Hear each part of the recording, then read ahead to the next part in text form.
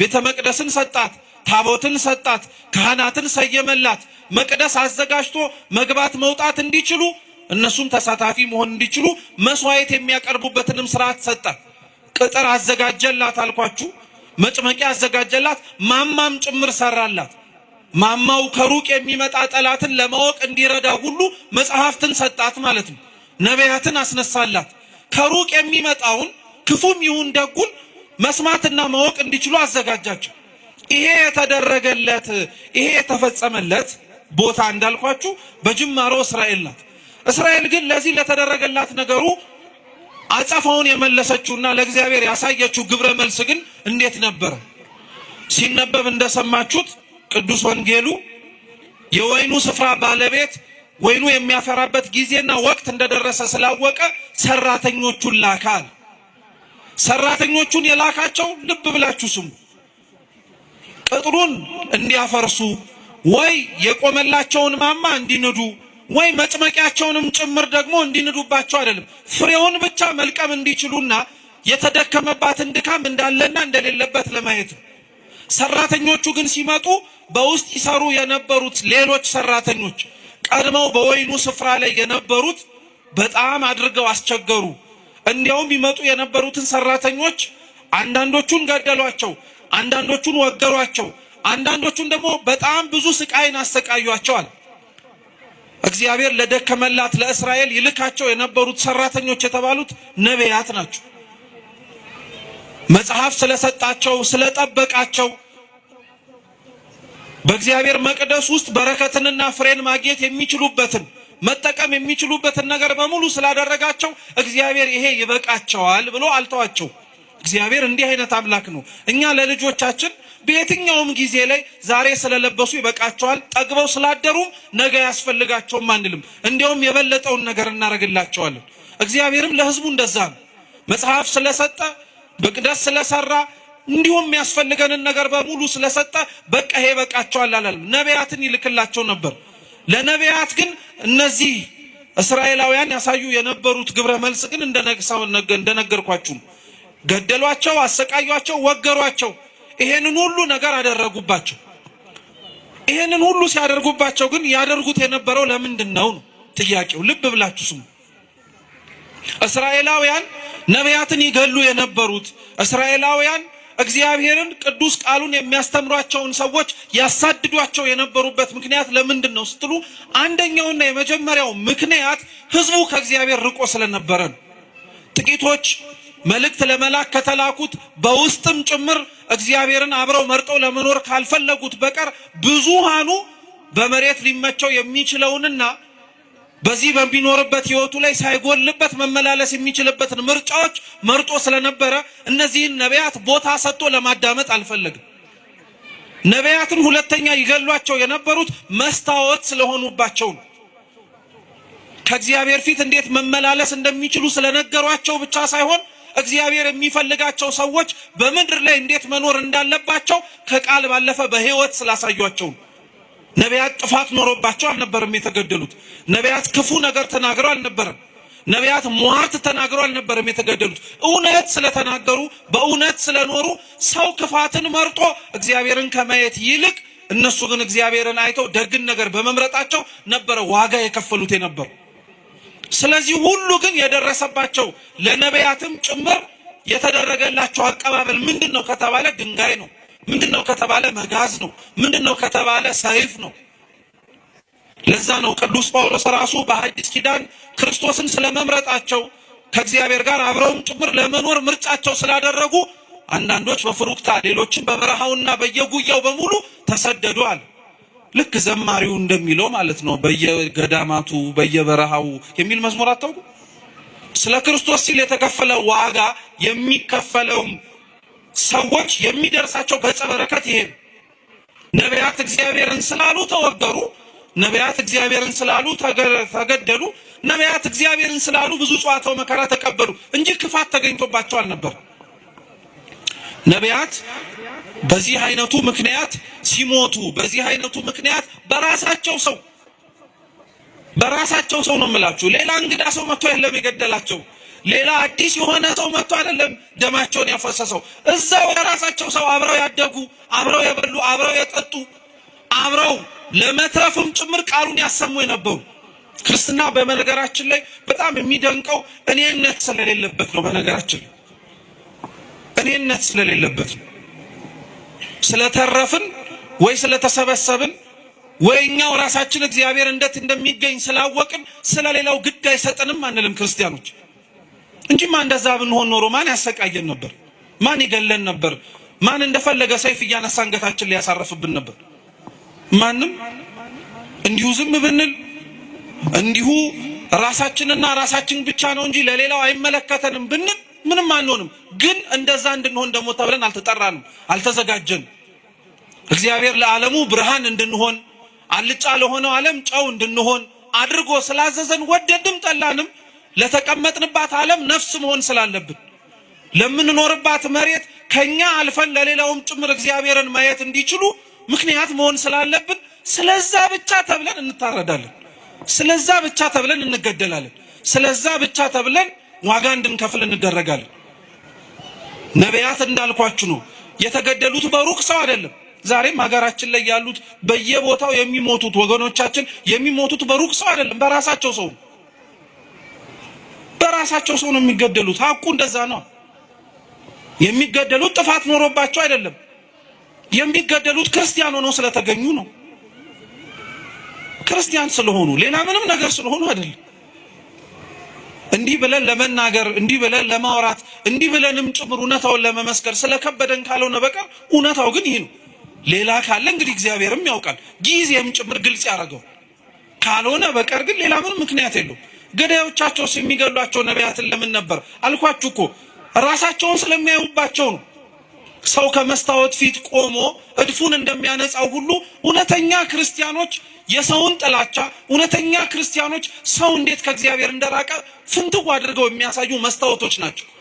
የሚጠሉት የሚገፉት የሌላውን ክፋት እንደ ክፋትነቱ የሌላውን ኃጢአት እንደ ኃጢአትነቱ ከሰው ወቅሰው ፈርደው ሳይሆን የሆነውን እንደሆነ ስላሳዩ ሌላ ምንም ነገር ሆኖ አይደለም። ነቢያት እግዚአብሔርን ስለተናገሩ የደረሰባቸው ድንጋይ ከሆነ ነቢያት የደረሰባቸው እግዚአብሔርን ስለተናገሩ ሰይፍና ስለት ከሆነ ዛሬ እዚህ ላይ የምንኖረው ክርስቲያኖች እውነት ክርስቲያን ስንሆን የምንሸለመው ታዲያ ምን ይመስላችኋል? ሌላ ምንም እኮ ሊሆን አይችልም። ስለ ክርስቶስ መሞት ካልሆነ በቀር ሌላ ምንም ነገር ሊደረግ አይችልም። በየትኛው ጊዜ ነው ክርስቶስን ስለሰበኩ በእውነትም ጭምር ከእግዚአብሔር ጋር አብረው ስለኖሩ ተብለው መሬት የተሸለሙ ቤት የተሸለሙ መኪና እያሽከረከሩ የሄዱ ክርስቲያኖች ነበሩ እንዴ?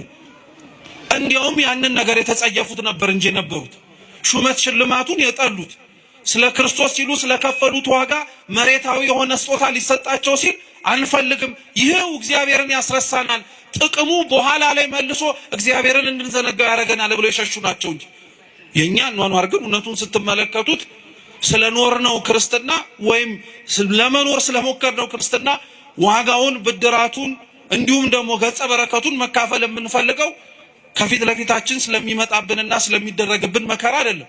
ተውት፣ መከራው ቀርቶ መከራ መስማት እንኳን አንፈልግም። እኛ ቢቻል ብንዘምር፣ ቢቻል ብናጨበጭብ፣ ቢቻል እልል ብንል፣ ቢቻል የደረሰባቸውን ሰዎች ደረሰባቸው ብለን እንዲሁ ዝም ብንል ጥሩ ነበር። ግን እግዚአብሔር ይመስገን እውነት ለመናገር ማስተዋል የሚችሉ አሳቢ የሆኑ አባቶች እናቶች ስላሉን ነገር እንዳንረሳ የደረሰብንንም ጭምር እንዲሁ ዝም ብለን ወደ ኋላ እንዳናደርግ ስለሚያደርጉን ነቢያት የሞቱት ለዚህ ነው። ዛሬም ያሉት ሰዎች የሚሞቱት ለዛው። ነቢያቱ መገደላቸው ነቢያቱ መሞታቸው የወይኑ የባለቤቱን ስፍራ ግን ይበልጥ እንዲያውም ሌሎች መልእክተኞችን እንዲልክ ያደረገው እንጂ ስለገደሉብኝ ብሎ እንዲያስቀምጣቸው አልተገደደም። እየሰማችሁ ነው። ነቢያቱ ስለሞቱበት እግዚአብሔር አምላክ ነቢያትን አልክም አላለ። የላካቸው የሱ እውነተኞቹ መልእክተኞች ዋጋ ከፍለው ደማቸውን ለሱ ስላፈሰሱ ከዚህ በኋላ ደም መፍሰሳቸው ይቆማል፣ እኔ ማንንም አልክም፣ የሆኑት እንደሆኑት ይሁኑ ብሎ አልተዋቸው። እንዲያውም ሲገሉ እየላከ ነው። ትምህርት ነው። በነገራችን ላይ ትምህርት ነው። ላስተዋለው ሰው እግዚአብሔር አምላክ ተስፋ አይቆርጥብንም ማለት ነው። ስላልሰሙ ጆሮዎቻችን ማስተዋል ስላልቻለው አይምሯችን እየተነገረው ነገር ግን ሰምቶ መኖር ስለከበደው ማንነታችን እግዚአብሔር አምላክ አልተወንም። አሁንም ድረስ መስማት የምንችል ከሆነ አሁንም ድረስ መለወጥ የምንችል ከሆነ አሁንም ራሳችንን ማስተካከል የምንችል ከሆነ ሌሎችም ሰዎች እንዲሁ በሌሎችም ህይወታቸውም ጭምር መማር የምንችልበትን መንገድ ይከፍታል። በመጨረሻ ግን የወይኑ ባለቤት ስፍራ የተባለው አምላካችን ልዑል እግዚአብሔር ግን የላከው ልጁን ነው። ምኑን አልኳችሁ? ልጁን የላከው። ነቢያቱን የቀጧቸው ወይ መጀመሪያ የተላኩትን ሰራተኞች የገደሏቸው ሩቅ ስለሆነ ነው ብሎ አሰበላቸው። አይገርማችሁ? ሩቅ ስለሆኑ ማለት ነው፣ ቅርብ ስላልሆኑ አንድም መተው ቦታውን ይወርስብናል ብለው ስላሰቡ። ግን እግዚአብሔር አምላክ ስላደረጉት ግፍ በግፍ ስለፈጸሙት ክፋት በክፋት ሊመልስ የሚችል አምላክ አልነበረም፣ አልሆነባቸውም ጭምር። ይሄን ክርስቲያኖች ሁሌ እንምላችሁ እንዳትረሱት ባካችሁ። እግዚአብሔር አምላክ ስለደረሰብንና ስለሚሆንብን ክፋት በሙሉ በቀለኛ ነው ማለት አጥፊ ነው ብቻ ማለት አይደለም። እግዚአብሔር አምላክ በቀለኛ ነው ማለት ዛሬ የገደሉትን እንደሚገደሉ ሆነው የሚመጡበት ጊዜ ሰዎች ይመጣሉ። ታያላችሁም ጭምር እግዚአብሔር ያደርገዋል። ዛሬ ያሳደዷትን ቤተክርስቲያን የሚሰደዱላት ይሆናሉ። ዛሬ የገደሏቸውን ሰዎች መልሰው የሚገደሉ ሆነው ስለ እግዚአብሔር አንገታቸውን የሚሰጡ ይሆናሉ። ይሄ ቤተክርስቲያናችን ህይወት ላይ ነበረ ነው። ትላንትና ያሳድድ የነበረ ደማስቆ ድረስ ወርዶ አንገት ስቤ አመጣለሁ ያለው ጳውሎስ እኮ እዛው ተምሮና ተለውጦ የሚሰደድ ሰው ነው። የእግዚአብሔር በቀሉ ሰይፍና ስለት አንስቶ መቅሰፍትም ጭምር እየላከ መቅጣት ብቻ አይደለም፣ ያሳደዱትን እንዲሰደዱ ማድረግ፣ የገደሉትን እንዲሞቱለት ማድረግ፣ የጠሉትን ይበልጥ እንዲሞቱለት ማድረግ። ይሄን እግዚአብሔር አምላክ አድርጎታል። መድኃኔዓለም አምላካችን ይሄንን ፈጽሞታል። እንኳን ሩቅ ለሆኑት ሰዎች ቀርቶ ነው የምላችሁ፣ ከደሙ ንጹህ ነኝ እንኳን ብሎ እጁን ታጥቦ አሳልፎ ለሰጠው ጲላጦስ እንኳን እግዚአብሔር አምላክ በቀሉን የተበቀለው እሱን በመቅሰፍ አይደለም።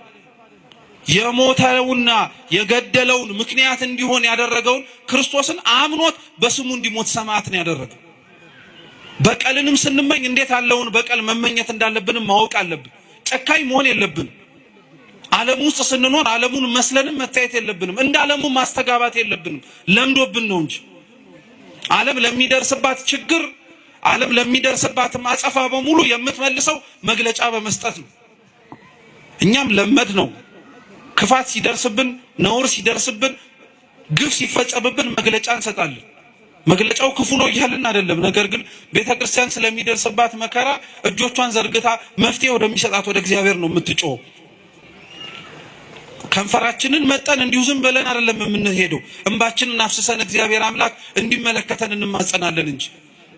ዓለም ላይ ስንኖር ክርስቲያኖች እንደ ዓለምማ መሆን የለብን። በልተን ጠጥተን አግብተን ወልደን ልንኖር እንችላለን። ነገር ግን ያንን ሁሉ ስናደርግ ለምን እንደምናደርገው ማወቅ አለብን። እውነቴን ነው የምላችሁ፣ ክርስቲያን መሆናችን ትርጉም አልባ መሆን የለበትም በፍጹም። አሁን እንደዛ ስለሆንን ነው እንጂ ትርጉም አልባ መሆን የለበትም። ቅዱስ ጎርጎርዮስ ክርስቲያኖች በዓለም ሲኖሩ ስለሚያደርጓቸው ነገሮች በሙሉ ሲናገር ምን እንዳለ ታውቃላችሁ? ክርስቲያኖች ለሚኖሩባት ቦታ እንደ ዜጎች ይኖራሉ፣ ግን ስደተኞች ናቸው። አይገርማችሁም? ለሚኖሩባት መሬት ዜጎች ናቸው፣ ግን ስደተኞች ናቸው። ስደተኛ የሆኑት ግን መርጠው ነው፣ በሰማይ ስፍራ እንዳላቸው ስላወቁ። ቀጠለ ቅዱስ ጎርጎርዮስ፣ ክርስቲያኖች በምድር ሲኖሩ ይነግዳሉ፣ ያተርፋሉ፣ ይበላሉ፣ ይጠጣሉ። ያን የሚያደርጉት በምድር ስለኖሩ ብቻ ነው። ነገር ግን ሁሉንም ደግሞ ይንቁታል። በቃ ክርስቲያን መሬት ላይ ሲኖር ክርስቶስ በመሬት ላይ ሲኖር ያደረገውን ነገር በሙሉ እያደረገ ለመኖር ራሱን ነው ማዘጋጀት መቻል ያለበት። እንደዛም ሆኖ ነው መሰራትምና ማደግ ያለበት። እንደዛ መሆን እንድንችል እግዚአብሔር ሁላችንንም በቸርነቱ ይርዳን። ስሙን መሸከሙንማ ሁሉንም ተሸክመ ነው። ነገር ግን ግብሩን የከበደን አሁን መኖሩ እንዳልኳችሁ ነው። እንኳን መከራው ከሩቅ ሆኖ ተሰምቶ ቀርቶ ቅርብ ያለነው ሰዎች እንኳን መስማት አንፈልግም፣ ያንገሸግሸናል፣ ሰለቸን እንላለን። የሞቱት ሳይሰለቹ አንተ የምትሰማው ትሰለቻለህ? የታረዱት ሳይሰለቹ አንተ እንዲህ የምትመለከተው በስልክ ደከመኝ ትላለህ? ይህ በጣም ከባድ እኮ ነው። በነገራችን ላይ ሌላው ስለ ክርስቶስ መሞት አልደከመውም፣ አንተ ስለ ክርስቶስ የሚሞቱትን መስማት ሰልችቶሃል። ሌላው ስለ ክርስቶስ ዋጋ የሚከፍል አለ፣ አንተ ስለ ክርስቶስ ዋጋ የከፈሉትን ማዳመጥ ደክሞሃል። በጣም ነው የሚያሳዝነው እኮ እውነት። ለስሙ ደግሞ ሰማዕታትን እንዘክራለን እንላለን። የሰማዕታትን ዜና ቤተክርስቲያን የምትዘክረው ስዕላቸውን ስላ ብቻ አይደለም፣ ገድላቸውን እያነበበች እንዴት እንደኖሩም ጭምር በማሰማት ነው። ስለ ክርስቶስ የሞቱትን ዜና መስማት የከበደው ሰው እንዴት ቆሞ የጊዮርጊስን ገድል ይሰማል? እንዴት ቆሞ የመርቆሬዎስን ገድል ይሰማል? አይችልም በፍጹም። ጊዮርጊስ የሞተለትን መርቆሬዎስ ሕይወቱን የሰጠለትን አምላክ እኮ ነው ዛሬም ድረስም ጭምር ክርስቲያኖች በየቦታው ሕይወታቸውን የሚሰጡለት። የነሱን ዜናማ መስማት እንዲያውም ጥባትን የሚጨምር፣ የነሱን ዜና ማዳመጥማ እንዲያውም ሕይወትን ነው ጭምር የሚያሞቅ። የነሱን ዜና መስማት እንዲያውም ከምንኖረው ከንቱ ሕይወታችን ባለፈ ለካ ሌላ ትርጉም ያለው ሕይወት እንዳለ እንድናውቅ ነው የሚያደርግ። እኛ አሁን የምንኖርበት ዓላማ እውነት የሚያስኖር ይመስላችኋል? እነሱ ግን ሊኖሩበት የመረጡትም ሊሞቱበትም ጭምር የወደዱት ዓላማቸው ጌታችን መድኃኒታችን ኢየሱስ ክርስቶስ ነው። እውነት እግዚአብሔር ስሙ የተመሰገነ ይሁን። ይህን ማየት እንድንችል ራሱ ያደረገን ክርስትና የለም ብለን ደፍረን እንዳንናገር፣ ስለ ክርስቶስ የሚኖሩ ሰዎች የሉም ብለን እንኳን አፋችንን ሞልተን እንዳንናገር የሚያደርገን ብዙ ምክንያት ይሰጠናል። ብዙ ምክንያት። ከነዛ ሁሉ ምክንያት ትልቁ ምክንያት ግን እንዳልኳችሁ ልክ የወይኑ ባለቤት ስፍራ ነቢያቱን የቀደሙትን አባቶችን ልኮ ሰዎቹ በአጸፋው ሞትን እንደፈረዱባቸው ሁሉ ምናልባት ከሰሙ ምናልባት ካዳመጡ ብሎ ልጁን ላከላቸው። ልጁን ሳይውት ግን ጭራሽ